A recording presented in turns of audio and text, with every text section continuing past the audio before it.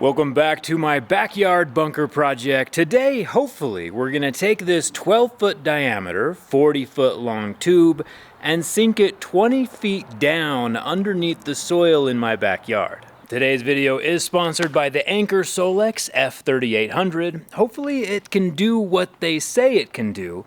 Otherwise, this video is going to be cut very abruptly short and it'll be a little bit awkward. The reason I need such a large power station is because these elephant-sized tubes are over 100 feet away from my welding outlet, and I need to secure boltable flanges to each side of the pipe so it doesn't all collapse when I drop a £250,000 worth of dirt on top of it. And the Anker Solex F3800 should be able to provide enough juice to get the job done. This power station says it can output 6,000 watts through a 240 volt plug on the side, while at the same time recharging with solar. I think I'm getting a bit ahead of myself though. Let's get started.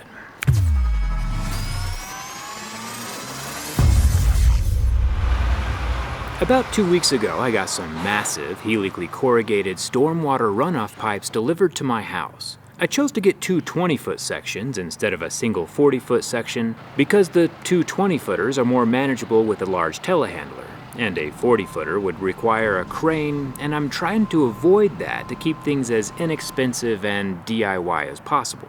So, in order for us to join my two halves together to create a single bunker, we need to build a custom flange. So in order for us to get the two pieces of conduit bolted together, we have to have these flanges. We could have lasered these flanges out of a single sheet and had a perfect circle, but we chose to laser them out in sections. The lasering is actually surprisingly fast and done through our friends over at Oshcut. I don't remember the exact pricing, but I'll put that over here because I'm keeping you updated on how much this whole project cost me here in 2023. Because we lasered them out in sections instead of a perfect circle to save on material, we now have to weld them into place as perfectly as we can get them.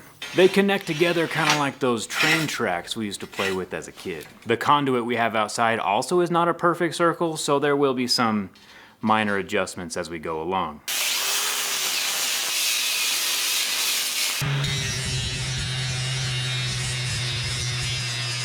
Each of the four flange units create exact circles, with holes all in the same places. We should be able to bolt both halves of the tube together relatively easily once they're lowered into the hole. Working inside deep holes underground is pretty scary, but we can talk more about the dangers of that later. In order for us to get the flanges on the ends of the bunker, we have to lift it ever so slightly off the ground, about 1.5 inches. The problem with this engine hoist though is that these legs don't allow, like we'd have to lift the bunker up to get the legs underneath to lift the bunker up, which makes it rather difficult. So we've taken a piece of structural steel and elongated the crane past the feet, which hopefully gives us enough leverage to get the tubes 1 inch off the ground. They're 4,000 pounds. Should be interesting.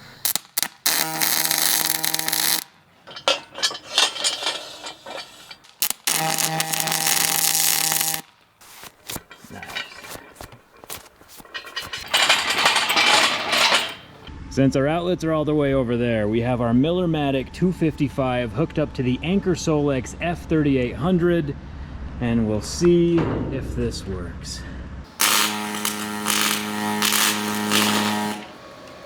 Sick.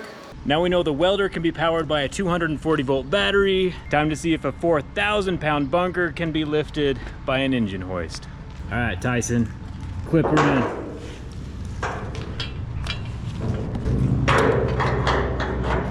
Nate, do the honors. Moment of truth. Do we know enough about physics to make this work? Probably not. We got the counterbalance. We have the laws of physics. We have... Oh, dude! No way. Oh, what's going on? I don't like that at all. Oh my gosh. It's going up good. It is. You doubted me. Look how bent that is. Ooh. That's sketchy. The whole reason we're doing this is because this flange sticks out just ever so slightly around the edge of the tube, and so we have to lift it up to make this centered on the tube.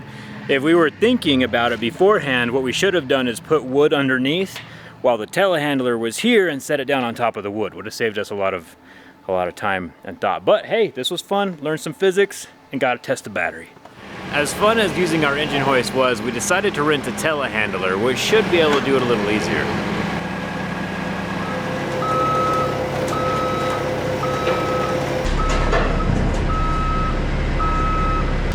What's that story about, like, you know, the little engine that could? We got each end of the tubes raised up with a 2x4 underneath, and about half the time it took us to jerry-rig the engine hoist.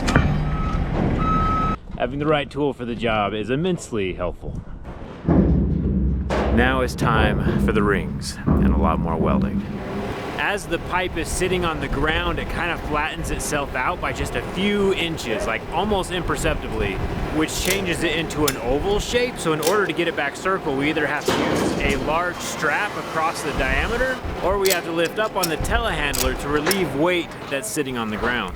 Something we didn't plan for in the beginning, but I think we're getting it all figured out.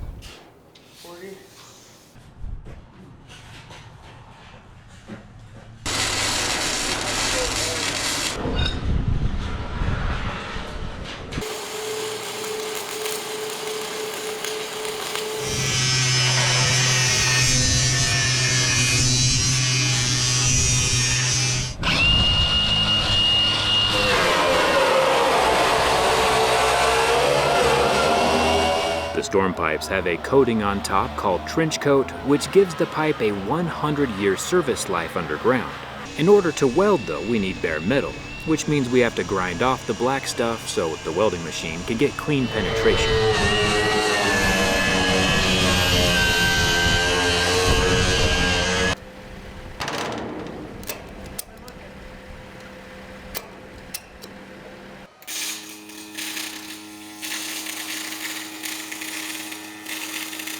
Each of these tubes weigh over 4,000 pounds, as much as a full-grown hippo, so we can't move them around willy-nilly, and it's impossible to move them closer to the garage, where my 240-volt welding outlet is located. Luckily, we have the Anker Solex F3800, which has its own welding plug built in, and makes moving around electricity incredibly easy. Welding is like controlling a consistent short circuit across metal, where both the wire and the pieces of metal get liquefied by an electrical arc, melting and fused together. Basically, a tiny lightning bolt zaps between the welding machine and the metal, and it's incredibly energy intensive. The thicker the metal, the more electrical power is needed.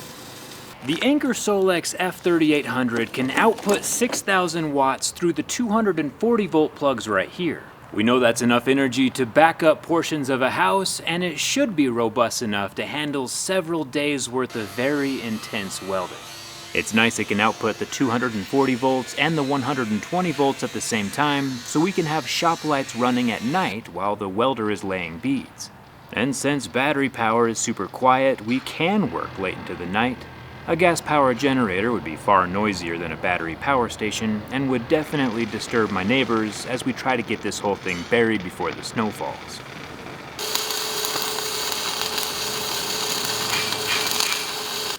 The Anker Solex F3800 has a lithium iron phosphate battery chemistry, which can completely charge and discharge 3,000 times before any noticeable degradation of the overall battery capacity.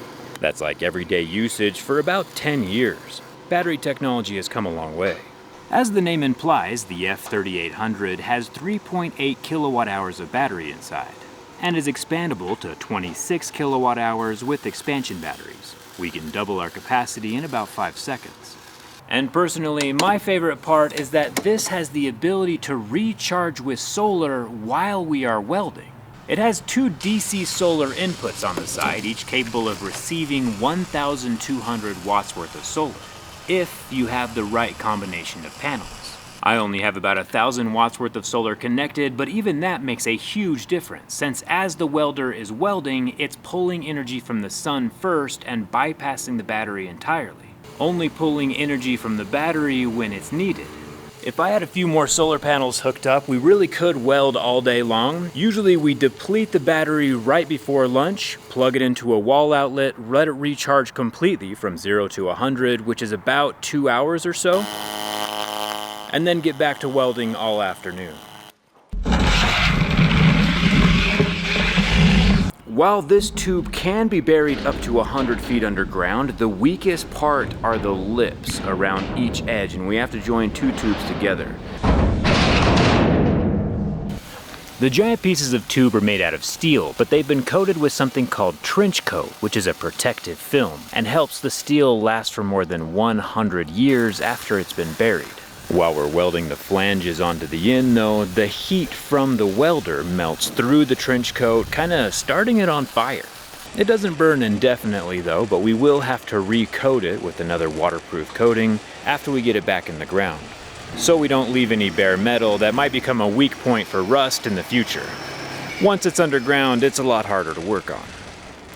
Also, to make things a bit easier, we are using self-shielded flux core welding wire, since it's a bit better at penetrating dirty metal outdoors, especially in windy conditions. The wire contains the flux, which shields the melting reaction. It's a bit dirtier than using a shielding gas like argon, but at least we don't have to worry about the wind blowing away our protection. The flange is made up of one perfect circle around the outside and a structural piece around the inside, which is welded both to the circle and to the tube itself. We are welding around the entire circumference of the circle 3 times for each one. Now that we've completed all 4 flanges on both bunkers, it's safe to say that the Anker Solex F3800 has done a fantastic job even out here in the cold weather. The Kickstarter for this thing ends on November 19th, so if you want a 35% discount, you gotta do it quick because the window is closing. Even at full price though, that thing is a lifesaver. And I do want you to know that the hull for this backyard bunker is going swimmingly. It even kinda looks like a swimming pool. If you have any questions or suggestions, leave them down in the comments, and I will see you next week.